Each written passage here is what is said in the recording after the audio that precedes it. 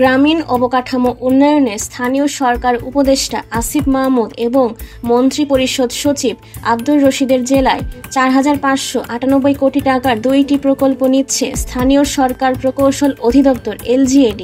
এর মধ্যে উপদেষ্টা আসিফ মাহমুদ সজীব ভুঁইয়ার জেলা কুমিল্লার সড়ক ও অন্যান্য গ্রামীণ অবকাঠামো মেরামত ও উন্নয়নে নেওয়া প্রকল্পে ব্যয় হবে ২,৪০০ কোটি টাকা। শুরুতে ২,৫৯৫ কোটি কার প্রকল্পে নেওয়া হয়েছিল। এই প্রকল্পে আবার সবচেয়ে বেশি ৪৫৩ কোটি টাকা বরাদ্দ দেওয়া হচ্ছে আসিফ মাহমুদের নিজ উপজেলা মুরাদনগরে। দ্বিতীয় সর্বোচ্চ ৩৩৮ কোটি টাকা বরাদ্দ রাখা হচ্ছে জাতীয় নাগরিক পার্টির এনসিপি মুখ্য সমন্বয়ক দক্ষিণাঞ্চল হাসনাত আবদুল্লাহর উপজেলা দেবিদ্বারে। মন্ত্রী পরিষদের সচিব শেখ আব্দুর রশিদও এর ব্যতিক্রম নন, হেঁটেছেন একই পথে। তার জেলা সাতক্ষীরায় LGEDর ২,১৯৮ কোটি টাকার প্রকল্প নেওয়ার ক্ষেত্রে নিজেই ভূমিকা রেখেছেন। শুরুতে এই প্রকল্পের খরচ ধরা হয়েছিল ৩,৫৯৯ কোটি টাকা, পরে এটিও সংশোধিত হয়েছে। পরিকল্পনা কমিশন সূত্র জানায়, কোনো জেলার জন্য এককভাবে বড় প্রকল্প অতীতে নেয়নি LGED।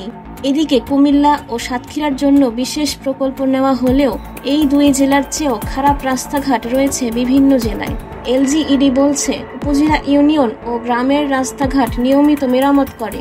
নিয়মিত বরাদ্দের বাইরে কুমিল্লা ও সাতক্ষীরার জন্য নেওয়া হচ্ছে বিশেষ প্রকল্প।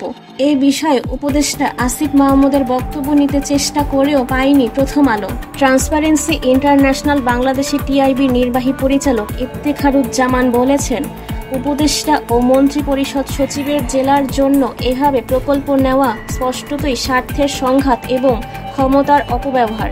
বর্তমান স্থানীয় সরকার গত বছর জুলাইয়ে যখন বৈষম্যের বিরুদ্ধে আন্দোলন করেছিলেন, তখন তিনি কি কর্তৃত্ববাদের পতন চেয়েছিলেন নাকি কর্তৃত্ববাদের চর্চাও অবসান চেয়েছিলেন?